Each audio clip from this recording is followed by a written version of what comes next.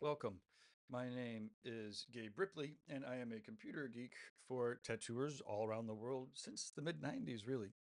Now, this is a seminar uh, about how to work in the United States legally if you're coming in from overseas. Now, I'm not a lawyer. I'll talk about that in a little bit, but I have been helping as both a convention and a studio owner, and through Tattoo Now as an agent and a website and reinventing as a learning platform. um, I've been helping tattoo artists prove that they have extraordinary abilities and that they deserve to get a working visa. Now, there's no real way that I know of to just work for a weekend or for a week. So the O1 visa is the avenue that I've watched artists have the most success with. Now, before we get started, oops, let me get this happening here. Um, if English is your second language, or you want to use the Google Translate, if you use this app, then you can take pictures of the slides, and then Google Translate will translate the slides into your language. So let's get started. And as I was saying, the first thing I want to make sure that's very clear is I'm not a lawyer. I'm a computer geek, like I said. I'm a programmer. I'm a business guy. Lots of business plans, but I'm not a lawyer. What I can do is help lend some insight and guidance.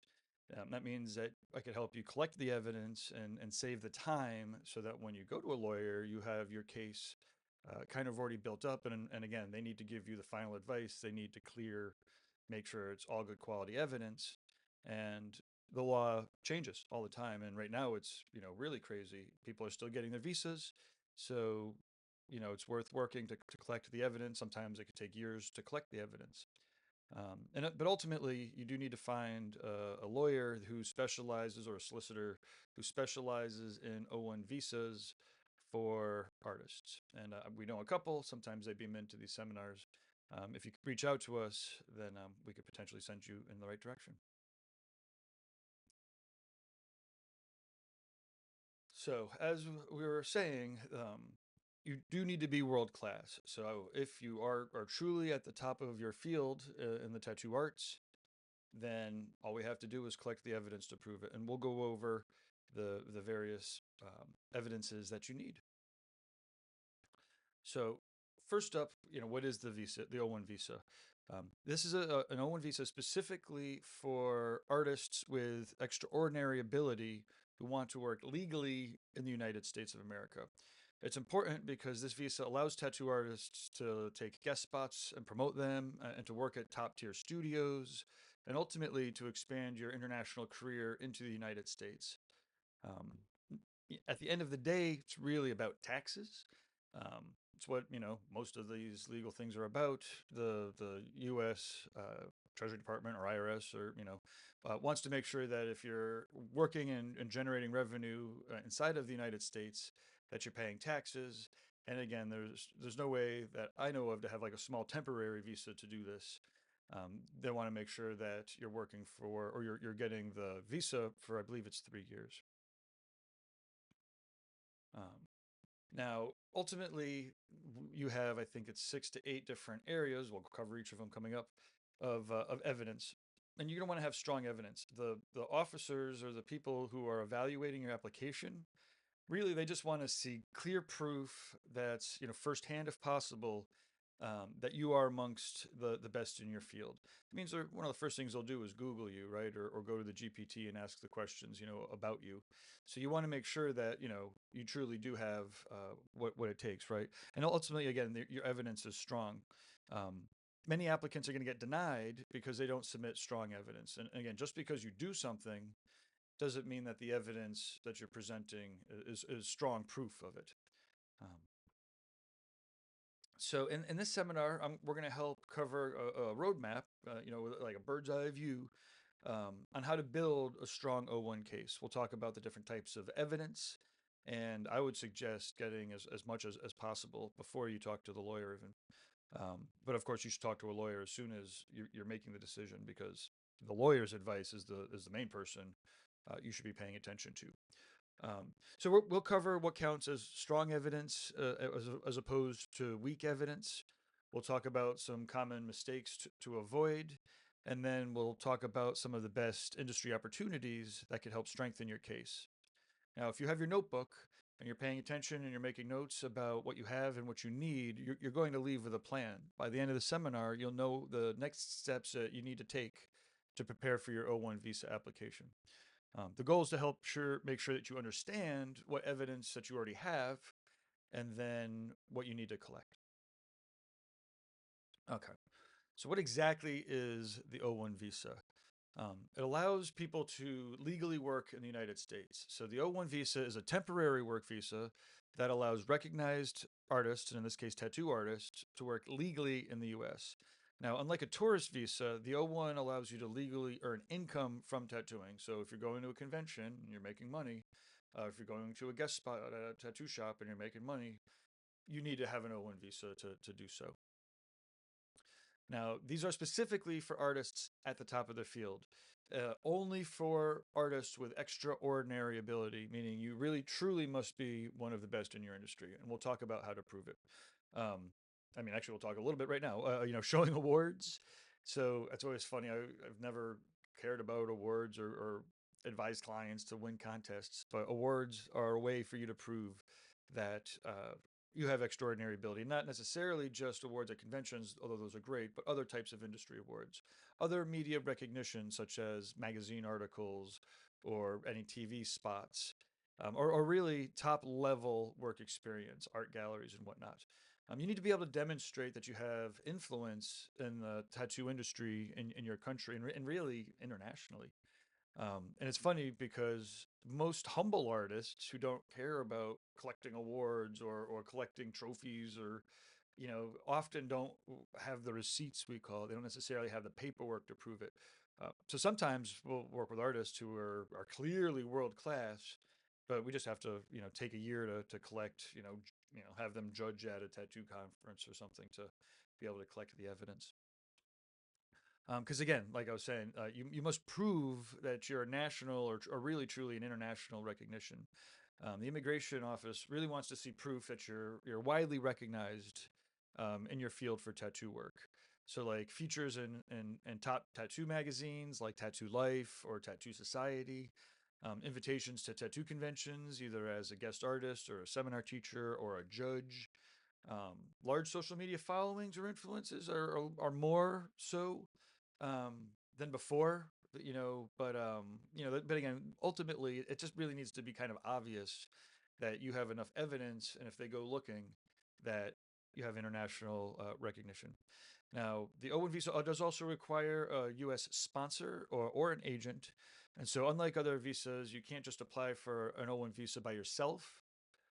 You do need to have a U.S. sponsor or an agent to file on your behalf.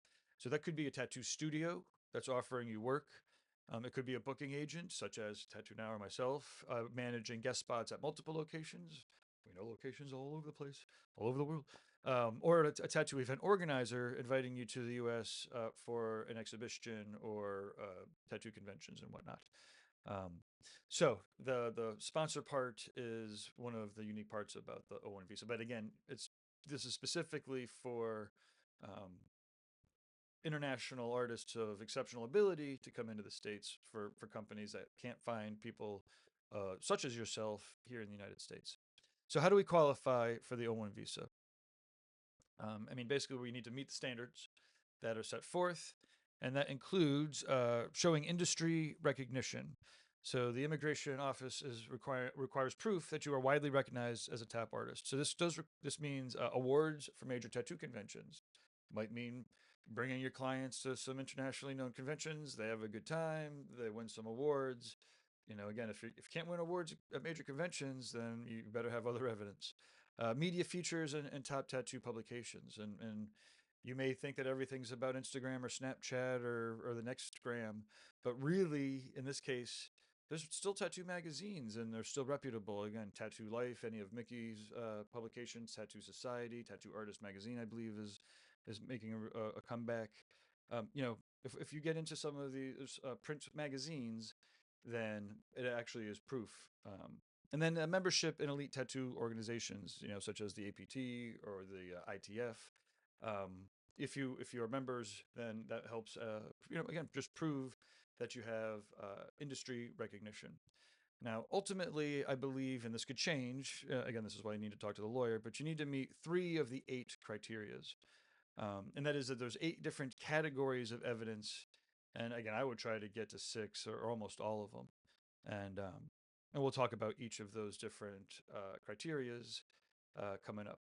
Now, proving your impact on tattooing, right? And this is where it's like not just about being good or really good, but about being recognized as a leader in the industry. And if it's not for like a stylistic or a technical achievement, it could be for a philosophical or a business, techniques. But then you need to have impact on tattooing. You want to show how your work has influenced trends, or highlight your original contributions to tattooing, however they might be, and ultimately provide letters from respected artists or studios or event organizers talking about your impact on tattooing. Um, and again, the evidence that you want needs to be strong. You want high quality evidence to strengthen your case. So they'll be looking for, official verifiable proof. That would be like certificates, right? If you have like official looking certificates, actual contracts that you were a judge at or a seminar teacher or a guest, a high paid guest at a spot, right? A contract. The published works showing pictures of the magazine articles or being able to send in the magazine articles um, is strong evidence, whereas just writing in notes, I've been published, in 12 magazines as in your bio on your website. That's weak evidence. Endorsements from industry leaders again. So this would be, somebody like myself or somebody or like Derb or other convention promoters or publishers. Um, Letters of recommendation from industry leaders help, right? So then they could do a search for Tattoo Now, see that Tattoo Now has been around forever, and then that letter of recommendation holds weight. I only give letters of recommendation to people who truly deserve them. Feel free to reach out. And then if I sent you this link, then chances are pretty good I'd be happy to send you a letter. Um, and then what doesn't work, right? Like weak evidence doesn't work. Oh, wait, so other things that help would be other than the verifiable proof and the endorsements from industry leaders is really consistent long-term recognition. So like not just being a judge at one event or winning awards at one event, but being able to show you've won awards at events for the last 3 to 5 years. Not to say that, if you get the best in the world tattoo event award, from a prestigious event, that it wouldn't count for a bunch of podunk awards, but the main point is uh, consistent long-term recognition. Um, okay. Good evidence versus bad evidence. So strong evidence is clear, official, and then detailed. So this would be verifiable proof of achievements, not just simply opinions. So official award certificates, from tattoo conventions, signed contracts from the high profile studios that prove that you're at a high pay rate, articles from all the major magazines. Weak evidence is it just doesn't look good because it's not going to carry weight. It's easy for us to come up with evidence, right? So letters from friends or from your clients instead of industry leaders, weak evidence. It doesn't make it, it doesn't make a difference if they're best in their field. You're looking for recommendations from people inside of your field, the tattoo field. Verified or unverifiable or self-published articles. Again, just having a message up on your website um, doesn't mean anything, right? You might even have a very official website that gets a lot of traffic, or on an Instagram that gets millions of views, but that's self-published. Strong evidence is published by a third party, in a respected third party. And then, fake or low level awards with no industry recognition. This is where something maybe from Icons and Prodigies or Hill City would carry a lot of weight. Whereas, there might be some sort of other, community local awards that aren't going to carry weight. If somebody, again, at the immigration office is looking up an award, they might look up the award to see what they what they could find, right? So all this stuff really has to be real and verifiable. Um, Using industry recognized sources. So, the immigration officers, they're going to trust evidence from well known, respected organizations in tattooing. So, that would be an article or an interview with the APT, Alliance of Professional Tattooers, or recognition from the ITF, the International Tattoo Federation, um, or any other organizations that are trusted and well respected. The features in, well, as I say, Tattoo Life and Tattoo Society, maybe even Inked magazine, or other magazines that have national or even an international distribution. And again, not just regular tattoo conventions, but they really should be top tier expos or educational events that you're being recognized by. It makes stronger evidence. And then more quality is better than more quantity. So having fewer,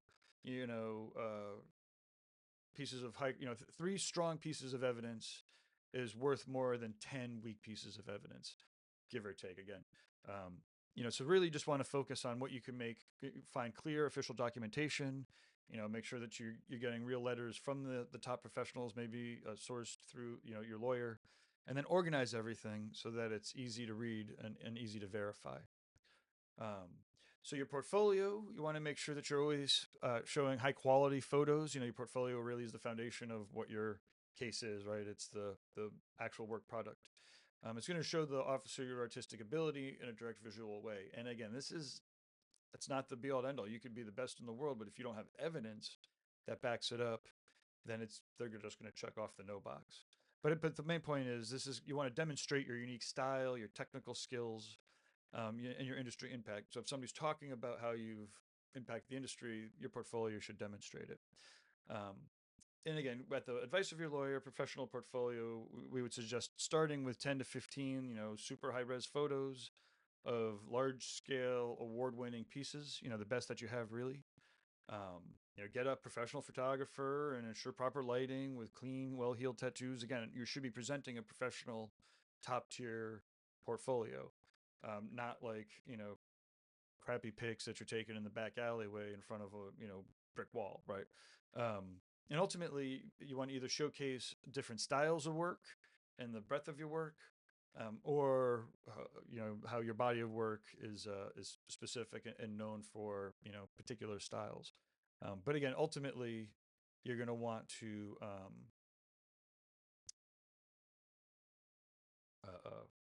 show off the best that you possibly can. I have screenshots of Instagram and social medias, so you should probably have pictures that are representing what you have as far as your online work is going. Um, Guest spots at top studios. So this is, ultimately the studio that you're working at should be a prestigious world-class studio. When you're doing guest spots at other recognized studios, then not only are you, benefiting from working alongside other amazing artists, but then as far as immigration is concerned, that's proof that you could work alongside other top tier peers. And again, they're going to look up the studios that you present as world class, and if they're not getting any traction or any hits off of the Google or whatever, then it's not proof, right? Again, you need to have strong proof. So again, having like a contract, so saying I worked at a great shop back in the day, not very good proof. Showing a contract with um, one of the amazing studios that you're working for as a guest artist, that would actually count as proof. Um, Now it seems kind of silly, but often tattooing on celebrities or influencers will add weight to your extraordinary complaint. The agents will consider celebrities and well-known clients as proof that you are at the top of your industry. And again, I've spent years trying to avoid the spotlights and artists who don't care about it at all. But on the other hand, when you're looking to get your visa and prove that you're extraordinary, you know, pull out all those famous clients. And so, like, strong proof would be a photo of the tattoo on the client, or the social media mention from the clients.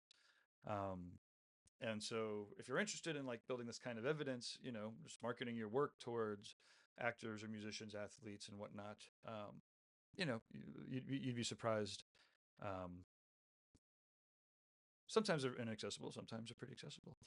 Sometimes you can collaborate with agents or managers, who'll book the tattoo sessions for celebrities or whatnot. And again, I'm not, not advocating that you're chasing down, famous clients or anything, but it is a piece of evidence that you could have if you have the opportunity to. Um, okay. So, major industry awards and recognition. So this is another category of proof. So, awards for major tattoo conventions proves your extraordinary ability. The immigration officers, this shows them that the experts recognize your work as outstanding. So, best black and gray tattoos at the London Convention or the Empire State Show or Hell City, are all great pieces of evidence that, um, yeah, for awards. National and international recognitions. So winning international tattoo awards, even better. That strengthens your case. Shows your influence beyond your home country. Recognition from inked magazines or some international world tattoo events, some truly international magazines or websites. Are great. So get those rankings and those global competitions. Again, as silly as it sounds, if you're looking for a visa, then those international and national contests really do, they help. Um, Winning competition based awards, so exclusive industry type awards and prizes. Anything that you might get that's invitation only or might hold some special weight. The ITF just awarded a half a dozen, prestigious awards this last weekend at the Icons and Prodigies.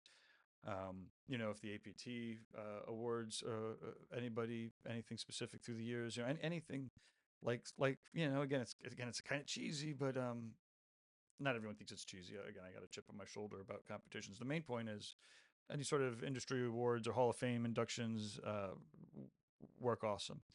Um, then we've got the competition based awards. Oh yeah, I guess we were just talking about that. Oh, I guess that would be things like the tattoo duels, at the Milan convention that they were having, or um, yeah, okay, it's awards. Okay, so membership in prestigious tattoo associations. Now again, they don't exist. Not as many exist as they have, but again, if you're coming in from different countries, your country might have them. The Alliance of Professional Tattooers in the United States is definitely the APT's one to look up. They are international. And ultimately being part of any sort of tattoo association is going to be evidence that your peers are acknowledging your abilities and that you care. Um,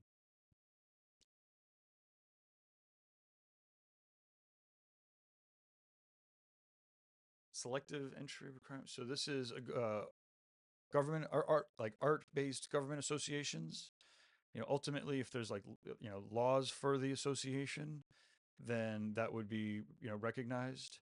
Um, and again, this would be selective entry into an art association that is due to your extraordinary ability, your painting abilities or your graphic design abilities, not just payments.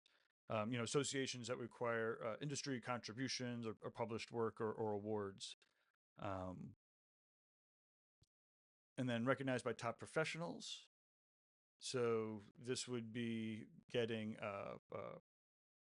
letters of recommendation or from a top professionals.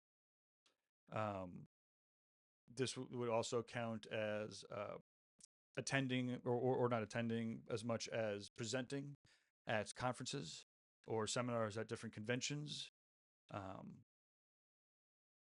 and then ultimately, proof of leadership or influence. So holding a high position in any sort of organization or tattoo organization, shows that you have influence.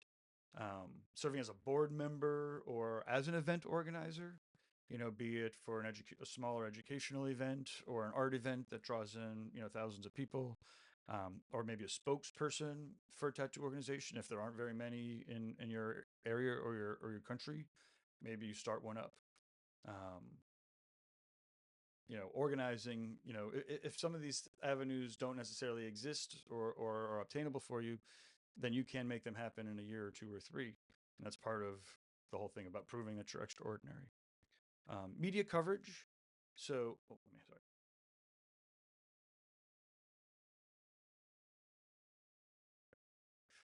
This is where, if you stray away from the limelight, then, or if you stray away from publicity, then this might be against your nature. But being featured in well-known tattoo publications shows that industry professionals recognize your work. In this case, the publishers. The immigration offices considers press coverage as proof of public acknowledgement of your extraordinary ability. So send your portfolio into the magazines, into the publications. Try to get full features. It's one thing to have a couple of pictures in magazines, of course, but you're really looking for those features. And sometimes you could even send 6 questions. If you have good, interesting answers, then they'll get back to you. Again, part of it is if you send in your portfolios to coverage to media outlets, and you're not getting reactions, then you might have to up the quality of your work. Getting interviews in major media. So interviews that show, real true interviews are showing that journalists and media outlets, recognize you as an important figure. It proves that you're a well-known expert. So,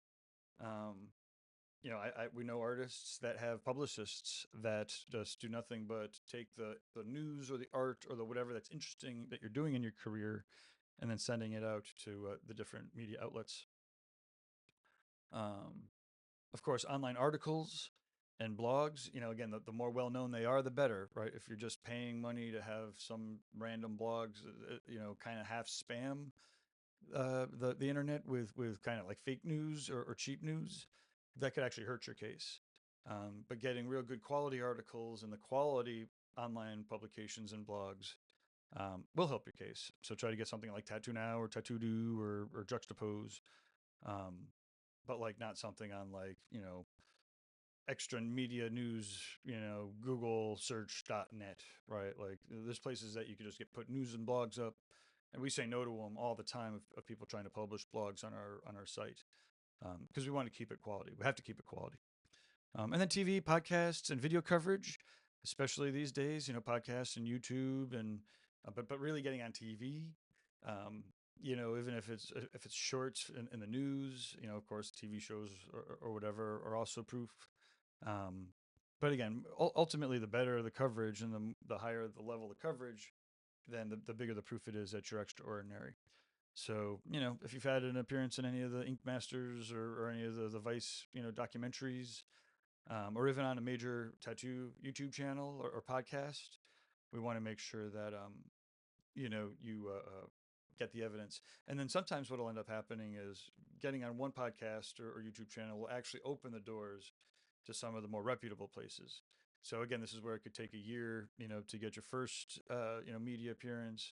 But then you might get 2 or 3 in the next year, and then you have 4, quality media appearances to use as evidence. Now, judging and evaluating others' work, proving your expertise could be done by judging industry events. Um, Serving as a judge at prestigious tattoo conventions proves that you as well, you're right alongside other professionals, or you're being recognized as an expert, like as a judge of what is good. Immigration sees this as evidence that you're among the top tattoo artists who can assess and are asked to assess other people's work. So, if you're going to tattoo conventions and you're looking to collect evidence for your visa, you could reach out ahead of time to the convention promoters and ask if they need a judge. Chances are they'd be happy to have a qualified tattooer judge, because I could tell you, even when we plan, most of the time we're running around trying to find some judges last minute. We're lucky that we work with amazing tattooers and could always find excellent judges last minute. But if you're looking to get your visa and you're right there, and you talk to a convention promoter ahead of time, chances are pretty good that you can start collecting evidence that you can judge tattoo contests. Um, then evaluating other types of competitions and awards. If you're part of art communities or other organizations that might have awards, you really you want to be a jury member. This proves that others are trusting in your artistic judgment, and that yeah, people are down with having you on as judges for other types of contests. Um, Being a guest critic, for tattoo schools, and this is really, for any art schools, kind of, not necessarily the, crappy tattoo schools that turn people over in 3 months. Um, but there's a couple schools that have great art programs for tattooers. There's just straight up art programs. Again, mostly making sure that you have evidence of your teaching. Um, helps, right? Like, again, if you're imparting your knowledge to students, at a school or institution or academy, then that would be awesome. Ultimately, we also have a Tattoo Now Tattoo of the Year coming up. Um, we'll be talking about that a little bit more in the future. Um, okay. Now, original contributions and industry impact. So really want to prove that you've had an impact. And this is more important if you're truly looking for your green card. Um, but you really want to make sure that you can prove that you've developed, new techniques, that you're inventing unique shading techniques or a new method for scar cover-ups, or some sort of, like, what are you known for changing or adding to the mix. And this would often be, documented in seminars, or again, maybe the magazine articles talk about that impact that you've had. Maybe you're collaborating with tattoo supply companies for new tools or new inks or some such. Again, ultimately, some sort of, proof that your work has set new standards, or, influenced popular styles, and really has had an impact. Um, Yeah. So this could go from, like, being credited for, your style of micro realism tattoos that are trendy, or potentially reviving, traditional hand poke, techniques, out in the wilderness or some such, right? Again, ultimately, we just want to prove that you're influencing some trends. This is, testimonials from other artists, stating the influence of your work. Um, showing evidence of clients requesting your style by name. I'd like to have a Alex DePasse tattoo or some such. Um, or, having widely recognized design types. So, the sticker tattoo guys, or the patch guys, or, just having a spot. If you could prove that your designs, I mean, usually we don't want people ripping off our designs, right? But if people are ripping off your designs, then you actually have a case for immigration, right? Or if you've had, like, a viral tattoo concept, or if you're flash tattoo books, right? If you're selling flash designs, um, that could help build your case. And then if you're mentoring tattooers, right? So if you're training successful tattoo artists, immigration is going to consider this as a sign of your leadership and influence. It shows your contribution to developing the next generation of tattoo professionals. So if you're teaching any master classes at tattoo expos, or you have former apprentices that are now active, awesome tattooers, that could be used as evidence. So presuming, again, that you've documented it. So if you have some sort of documentation of your mentorship programs, and of the attendees, and of the people who've graduated or who moved on to become tattooers, certainly letters from the artists that you've trained highlighting your role and their success, um, would be are great ways to prove that you are world class. Any sort of scholarly or educational contributions. So this could be about specific tattoo techniques or industry trends, or historical perspectives, anything that might establish you as an expert. So if you are published, um, then immigration is going to recognize that as proof of your expertise and thought leadership. So writing a technical article on color realism for Tattoo Life, or I don't even know if they do that kind of thing, but um, or for Tattoo Artist Magazine, or for, an academic study on cultural tattoos or some such. These would count. Again, if you're an author, then that's presenting you as an expert. Ultimately, proving that you're paid, for your expertise. Amateurs are paying you uh, to, for your expertise, is, you know it helps with this set of evidence. Um, Online seminars that you might teach that have certificates. Um, Having presenting at industry conferences, right? So if these seminars could be either online, um, even better if they're at like a worldwide conference or one of the online or one of the real world conventions or educational events. This just basically shows that your knowledge is valuable enough for large audiences and professionals to learn from you. Um, so yeah, if you ever spoke at any, conferences are awesome for this kind of thing. Ultimately contributing to tattoo history or techniques. And again, if you're researching or documenting your creative insights to tattoo history, it strengthens your evidence. Um, so if you've written an article or a book on Polynesian tattoo history or done any work with museums or art institutions, then yeah, document it and include that as evidence. Ultimately, just teaching master classes and workshops.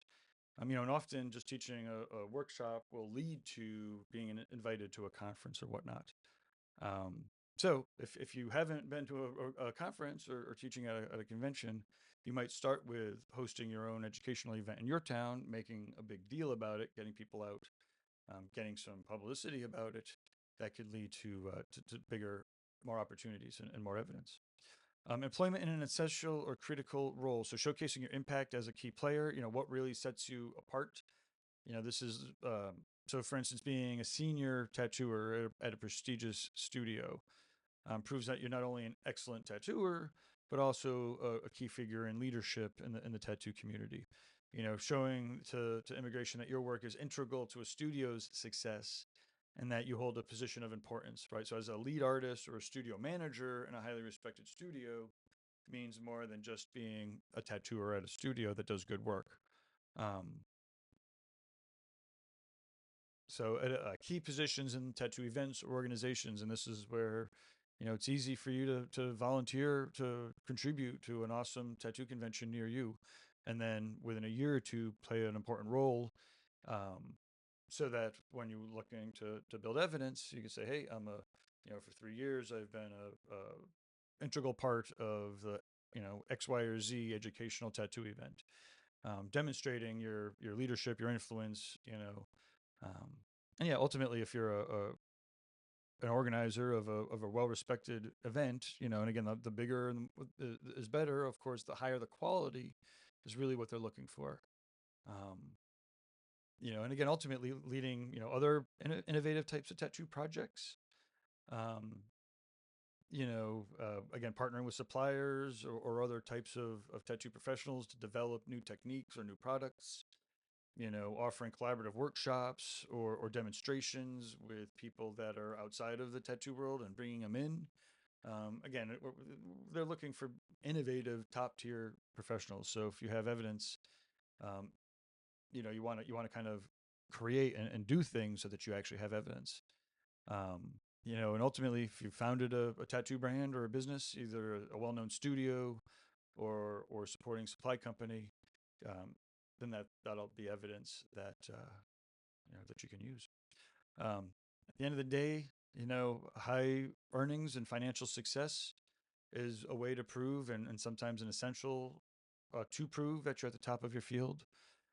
So charging more than 250 or 300 an hour if you're in the cities, it might be even more.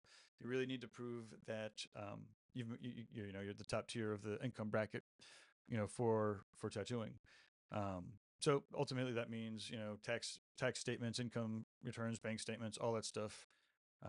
Again, you're going to be registering to get a tax ID number. So exclusive client bookings. So if you're having a long wait list, or having a long, booked out sessions a couple months out. Usually, I'm trying to encourage people not to book out too far. But again, that's where you could be booked out for 2 months, but have 100 people actively on your wait list. That would be strong evidence. Whereas just being sporadically booked for 2 to 4 weeks is not very good evidence. So if you're booked out for a full year, have some celebrity clients, and you have a calendar that is proved to be full, That's really strong evidence. Um, having a contract with a top studio. So this would be having a formal contract with one of the high end studios. Basically, is going to prove that you're in demand among the top businesses in tattooing. And sometimes you might want to do that as far as moving into the states or moving around anyways. Um, and then we've got sponsorships and brand deals. And again, this is where it could get real tricky. I'm not like encouraging you just pull on any sponsors. But that said, if immigration looks at your website and it sees that you're officially sponsored, by multiple brands, and then if they go to those brands and they see, and they go to the ink company, sponsored artist, and they see your name there, that is good, strong evidence that you're at the top of your fields. Okay, so let's talk about some of the common reasons for denial. Let's try to avoid some mistakes. Weak or missing evidence. If you don't have strong proof of industry recognition, if you're just trying to make it up, it's no good. So you want to submit, at least 3 pieces of strong evidence from the required categories. And again, the more the better. You want to make sure that all of your documents are well organized and they're well labeled. Um, if you don't have proof of your extraordinary ability, so just being talented really isn't enough. You must prove that you're among the very best. So this is where you really want to use as many awards as you could find, as many media features, as many high quality ones. High level memberships to show your influence. You want to get some letters from the highest quality tattoo artists or event organizers that you can.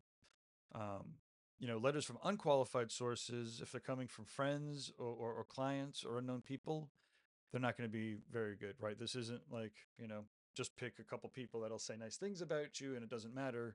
We're sending this into an immigration, officer who's really trying to prove that you're extraordinary. So get those letters of recommendation from truly respected tattoo artists, studio owners that event organizers. Ensure that those letters explain specifically like your influence and why you deserve the visa. You might field the letters through the lawyer. Make sure there's no errors in the paperwork. So this is where, again, having a good quality lawyer just doesn't make as many mistakes, right? Small mistakes on the visa forms or translations that aren't there or are incorrect can lead to long delays or denials. So you want to double check all of your forms and translations and supporting documents. Work with a real professional lawyer to review your application. You're going to be paying them a good chunk of change. Um, and finding a good immigration lawyer is kind of like finding a good tattooer. By the time you do, they're expensive, they're booked out, they're busy. But that said, there's 2 or 3 that have been really catering to the tattoo world, and they're great. So, how to organize your evidence? This is stuff that you really do want to, you're going to be organizing this with your lawyer, but you're going to group your evidence up by category. You're going to use official documents whenever you possibly can, not just printouts of your website, real documents. You want to make sure that all the letters and translations are super clear. There's no confusion. Um, and then you want to provide strong explanation for each piece of evidence, and you'll work on that with your lawyer. Um, the steps to apply for the visa is first finding a U.S. petitioner and or an agent. If you're interested, you can reach out to Tattoo Now, or it might be a studio that's your sponsor. You're going to want to make sure that you're gathering all of the evidence. So you go through those 8 different categories and collect as much evidence as you can. You can reach out. I actually have a checklist that I've been putting together. Then you'll file the form I-29 with UCIS, and this is where I don't know, man. You do got to talk to the lawyer about that. And then you have a visa interview if required at an embassy. So once the immigration has approved, then there's a last interview that you'll have at an embassy somewhere. And then after that interview, then you'll receive the approval and you can start working. All that stuff clear with the immigration officer. So what are you doing next?